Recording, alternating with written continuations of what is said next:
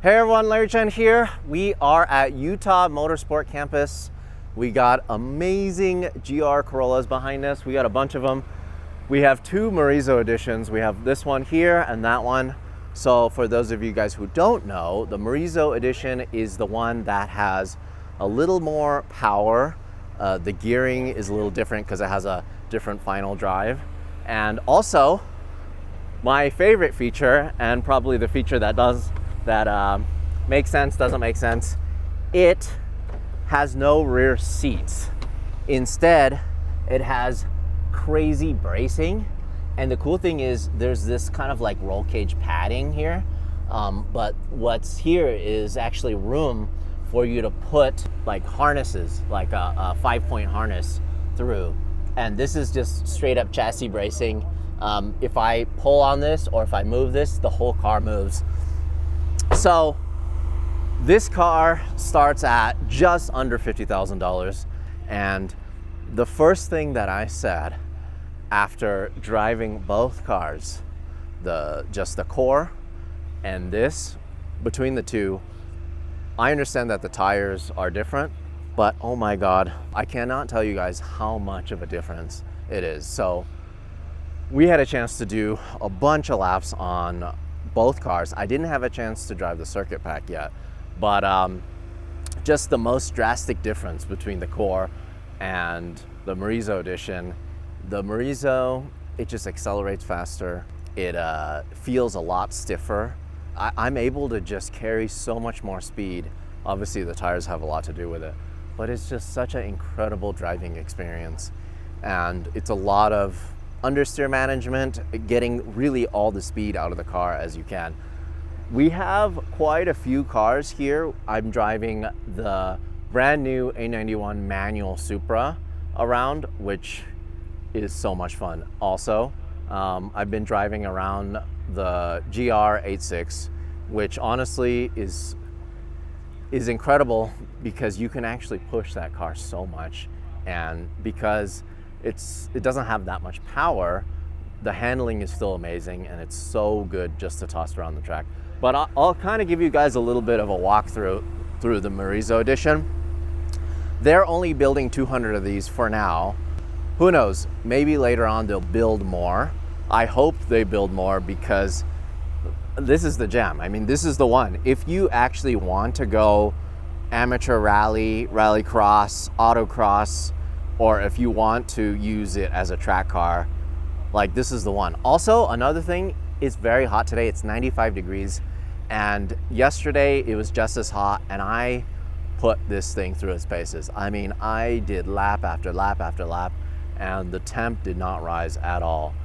It was really, really refreshing to be able to kind of push it that hard and see that it'll actually take it. And so much of that is just the great design of that 3-cylinder. So in terms of 3 cylinders, I've only driven 2 other 3-cylinder cars. I've driven a smart car actually quite a bit, and I've driven the BMW i8, right? So the smart car, very slow, even though it's very lightweight. It feels pretty puny. The i8 felt great. It was turbo 3-cylinder, but also the electric power really helped it. This thing, if you told me this was an inline 4, I wouldn't be able to tell. It's so smooth. It's so nice driving, and it definitely has quite a lot of power. Interesting thing though, it is 3-cylinder, and it seems like it doesn't really have that heavy of a flywheel. I don't know if that's by design. It revs super quick, but the fun thing is, I asked the Toyota guys if it has a launch control. I was assuming because it's a rally car or rally inspired car, it has launch control, but it does not. But it actually has a real rev limiter. It actually has kind of like a harsh rev limiter. It actually bounces off. And I just tried a couple launches on this thing, bouncing off rev limiter, and man, it takes off.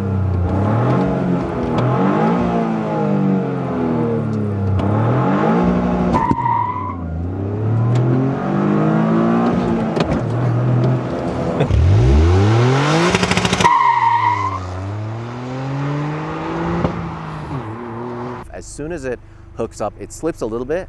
As soon as it hooks up, especially the Morizo on these Michelin really sticky Pilot Sport Cup 2s, as soon as it takes off, it just goes like a bat out of hell. It's incredible.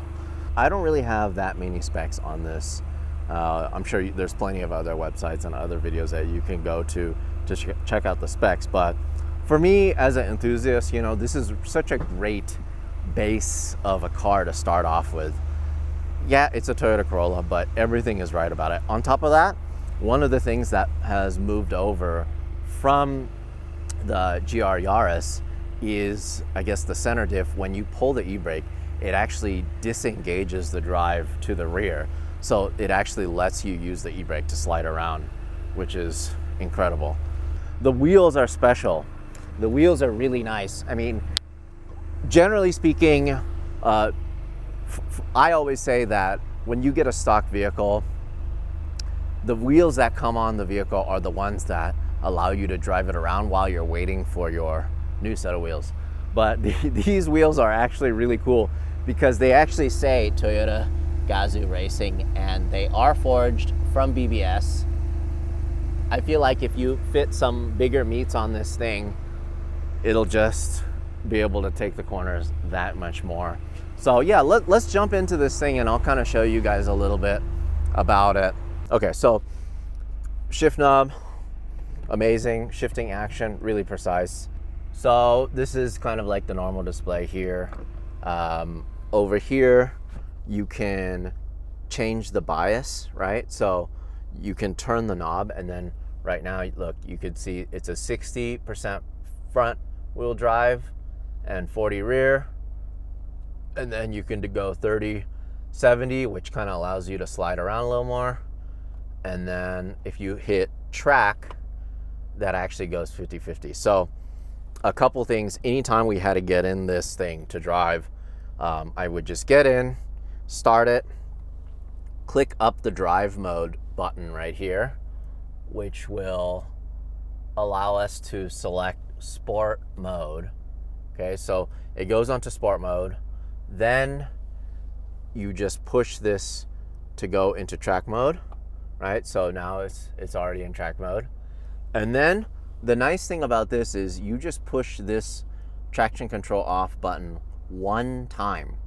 A lot of cars, when you get in, you have to hold it down, and you don't know how many seconds you have to hold it down, but you just push this one time, and then it goes into traction control off. It goes into an expert mode. It turns off traction control. It also turns off the radar, which if it thinks you're going to hit another car, or if you're doing autocross and there's a bunch of cones and you don't want it to auto brake for you, if it thinks that you're getting into an accident, it'll stop for you. This is a good way to turn it off. So then that way you have full control over it to go as fast as you need, slide around, whatever. But yeah, so now it's ready here. But you can see just revving it up. It sounds awesome. Sounds awesome. So cool. So I'll just give you kind of a little preview on the soft rev limiter here.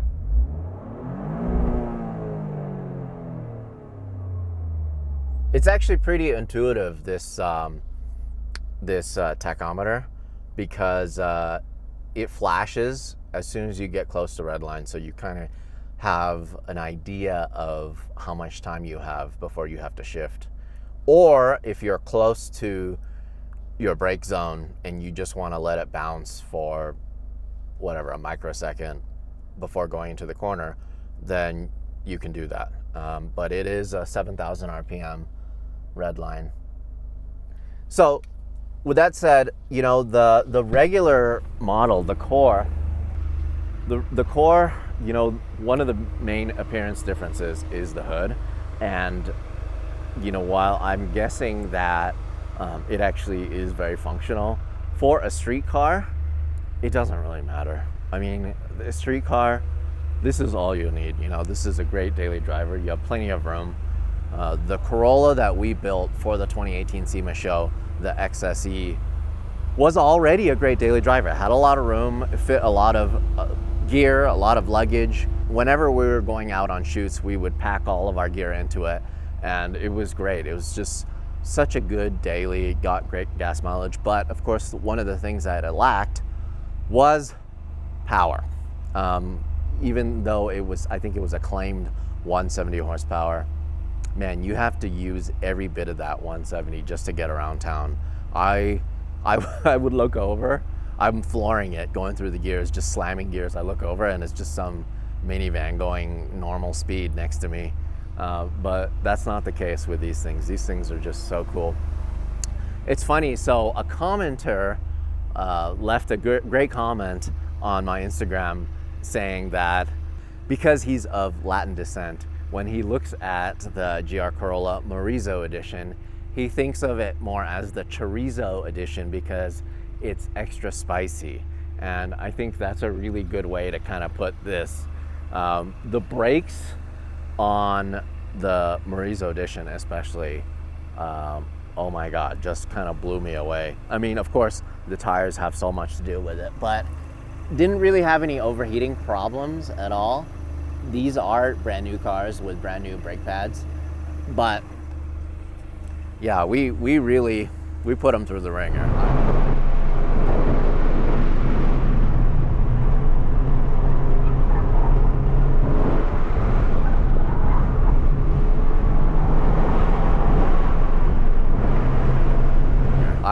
I really pushed it. I mean, because part of it is that a lot of stock vehicles that claim to be track ready may not have the correct equipment right off the bat for you to beat on it as a stock vehicle. With a couple minor modifications, you're able to go to the track and not overheat, not have brake fade, not have other issues. But the way this comes now, if you just maintain it, if you take good care of it, it's it's gonna be a great car. Unfortunately, the Morizo edition, since they're already only making 200, I can imagine that a lot of these are gonna just sit around and not actually get driven, which is really sad because it's a performance car, you know. But we all know with the way the market is going now, these cars are gonna be worth a lot, especially if you get one and you just park it, which is unfortunate. With that said, you know, the good thing is the circuit and the core have so much to offer too. Let's just take a look at the engine bay real quick. There you go, 3 cylinders of Fury, turbo GR. Incredible. It's actually a lot of room, surprisingly. It's just so functional. Look at this. If you guys watch any of my stuff, you'll know that I don't really like fake vents. This has all functional vents, and you know, it needs it because it is a turbo motor, and if you're gonna be pushing it, it's gonna keep it cool. I wish my boy Rutledge Wood was here to kind of bounce off ideas to how to modify this thing, but my buddy Luis is here shooting some video. Luis, you had a chance to drive this extra spicy vehicle. What do you think? Well, I have the current Corolla, but this is definitely extra spicy, especially the Morizo one. Those tires just rip up and they're just stiff and it just wants to go. It just wants to go. We actually used this as a media vehicle yesterday, right? So, yeah, Luis got in the back, and he was just, you know, mounting cameras and stuff. I'm actually really glad that there are holes here for a harness, because you're gonna need a harness. A grown man fits that. Yeah, you're gonna need a harness. Yeah, see, it's functional. Let's go for a ride. Yeah, okay. All right, so that's how. Hold on. Let me take a picture. I gotta take a picture of this. It's like a roller coaster. Yeah. What a fun ride. Yeah, it has a zipper down here. Oh, it has a zipper. Okay. Oh, let's just see it real quick. Oh. Somewhere. Oh, maybe you could bolt something in. Yeah. So that way you don't have to. I don't know. Get a bar, but, Well, anyways. This was the Easter egg. Yeah. This it's pretty cool. Like, they made all of this. It's really hard sometimes with the rear seat delete. It may not look good. It may not look proper, but this is great. I think it looks great. This is super cool. I love this little block off plate too. Like, that's what you have to do because there's no, oh, the windows don't go down. Let's just take a look from the front. Oh, one other thing is interesting with the XSE that we had.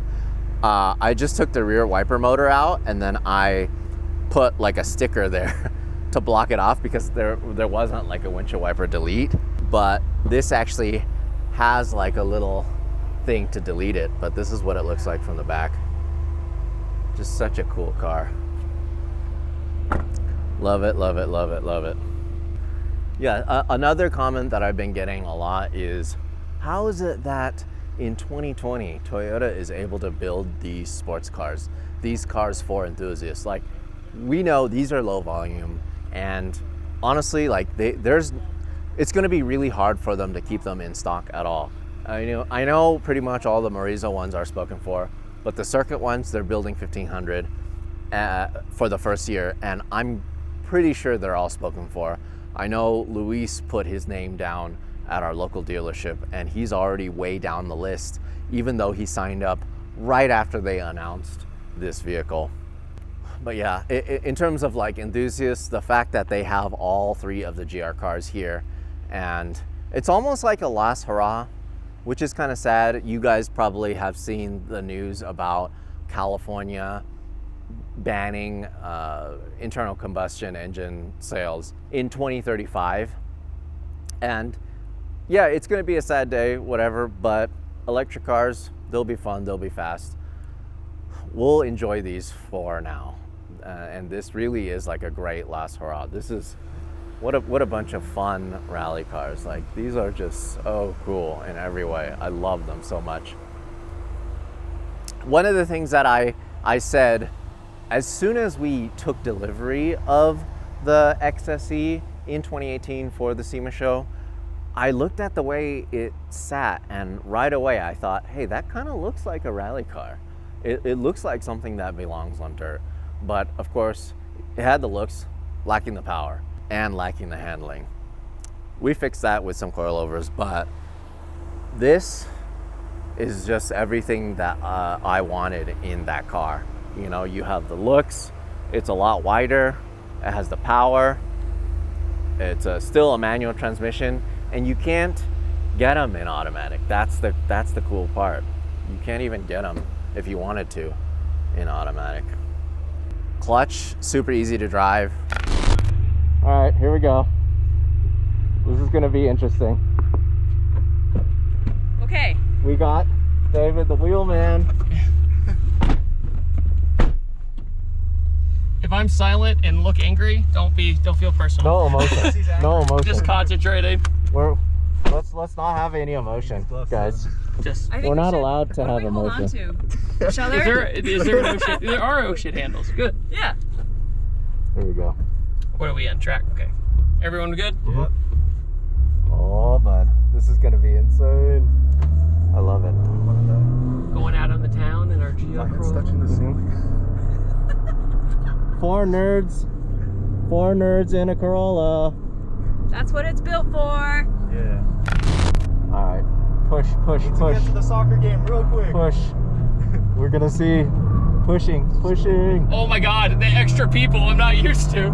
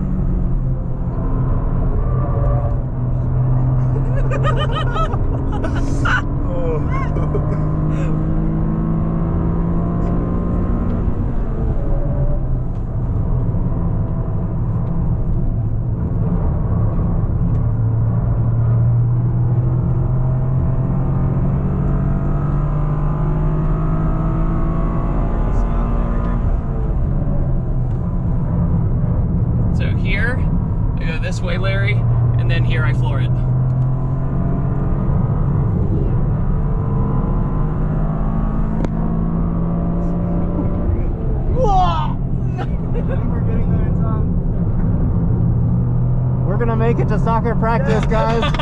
We're gonna make it.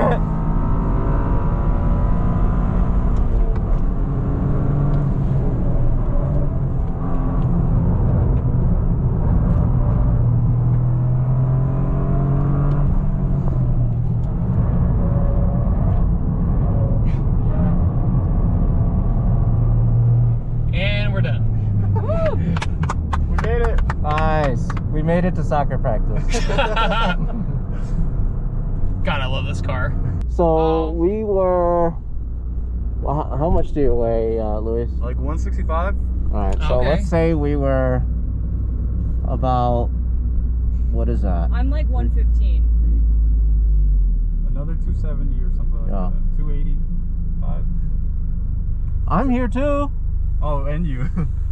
Gee. Like over So that's 300 like pounds. another. That's an extra 300 pounds, an extra engine, basically. God dang. That was awesome. That was fun. That was awesome. All right, so we're now on the Supra side. As you guys already know, I have an automatic 2020 A90 Supra. These are the A90 ones, and these are manual. One of the things I always said when I was driving my Supra around was that it would make such a better daily driver if it was manual. And part of it is that it's just so much more engaging, as you guys know. Save the manuals, all that. But they've done so much to adapt it to a manual transmission. The gearing is different, obviously. It's missing 2 of the gears because the automatic is 8-speed.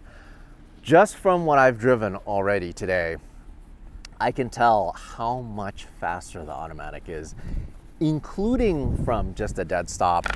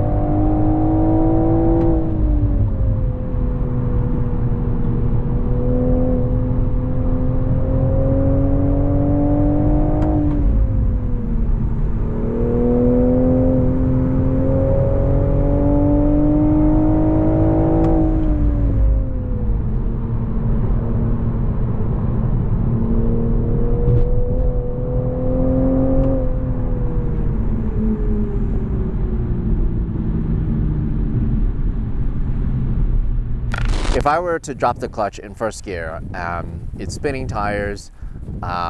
If I shift into second, it pretty much grips up right away and then it goes. In the automatic, if it breaks loose in first, I can pretty much get it all the way up to 4th gear in stock form and it's still spinning tires. That may or may not have something to do with just how hard I am on it, but with that said, it is really, really interesting to kind of drive it in this configuration. I almost wish they came out with it to begin with, but I'm glad that they eventually did because this is great for the enthusiasts and for people who may not want like a track only car or something that's just good for track. If you were to build a A90 Supra for drag racing, quarter mile, or standing mile, or standing half mile, or any kind of track usage, I think it's a lot better with the automatic just because you can just focus so much more. It puts the power down. It's just so fast. I had a chance to drive that Toyota Production Engineering Time Attack car that had 650 horsepower. I could not believe how fast that thing was. Me using it to chase drift cars, it actually was really useful because I could just focus on what I'm doing, not really worry about shifting the gears. I'm sure I could chase drift cars in the manual. There's just going to be a little more of a delay. But yeah, these are great. It's been a lot of fun to drive with them. And I mean, it drives like a Supra. It might just be me, but I feel like it sounds different, but maybe part of it is because I can stay in gear for a lot longer. Like this track, I'm pretty much in third gear the whole time, and there's one spot where I'm bouncing off the rev limiter in third gear. I would be in fourth, but they put up like a chicane just to kind of slow everyone down, just to keep the cars more intact and just keep the wear and tear down. But yeah, it's been amazing. What I've really enjoyed is actually beating up that GR86. I've never had a chance to drive GR86 on track. I've had a chance to drive the FRS GT86, but this just having a little more power, so much fun, and I am comfortable just with a couple laps on here to push that car 10/10ths. The tires aren't perfect, but because it has a little lower power, it's just so much fun to push to the absolute limit. It's so much fun to row through the gears and shift. I just love it. I'm so glad that Toyota has built these 3 sports cars for 3 different purposes and 3 different utilities. I think it's great because all 3 can be used as a daily driver. Of course, the Morizo is a little tougher maybe to use as a practical car, but yeah, it's just cool. It's just cool in this day and age for an auto manufacturer to do all of this low volume stuff, because you can't even get a GR86 right now. People are waiting months. And with the Supra, same thing. And maybe with the GR Corolla, oh my God, you're probably gonna have to wait a long time before your dealership gets them in stock. So they can't build them fast enough. That's how you know they did it right. And of course, you know, there's the supply chain issues, all that. It's just a weird time and a weird market for cars in general. I think I'm gonna take this thing out.